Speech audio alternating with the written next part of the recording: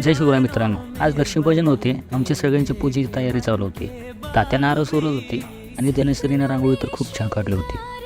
आई देवारात आरती लावत होती आणि तिने सर्व घरामध्ये धूप फिरवला आणि सगळं घर धूपमय झालं. माईचं आवडलं नव्हतं म्हणून तिला मी तयार केलं. जॅकेट घातलं, गाड्या घातलं, नंतर मेकअप केला. आम्ही सगळ्यांनी देवघरात बसून पूजनाला सुरुवात केली. आईने दिवाळीला केलेलं फराळ आमच्या घरच्या देवांना दाखवला. मी आणि धनश्रीने सुद्धा देवाचे पूजन केले, फुले वाहिली, आरती ओवाळली. खरंच दिवाळी वर्षातून एकदाच येते, पण सोबतच आनंद आणि उत्साह घेऊन येते. हात जोडून पाया पडलो. माईने मम्मीसोबत ताट ओवाळले. मग आम्ही गाडीच्या पूजेसाठी बाहेर आलो. माझी गाडी, तात्यांची गाडी आणि मध्ये आमच्या माईची सायकल. माईने तिच्या सायकलीची पण पूजा केली. धनश्रीने एक दिवस तुळशीमध्ये आणि एक दिवा रांगोळीवरती ठेवला.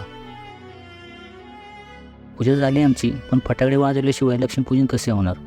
मग आम्ही सर्वांनी फटाके खूप वाजवले. धनश्रीने पण पावसाळा वाजवला.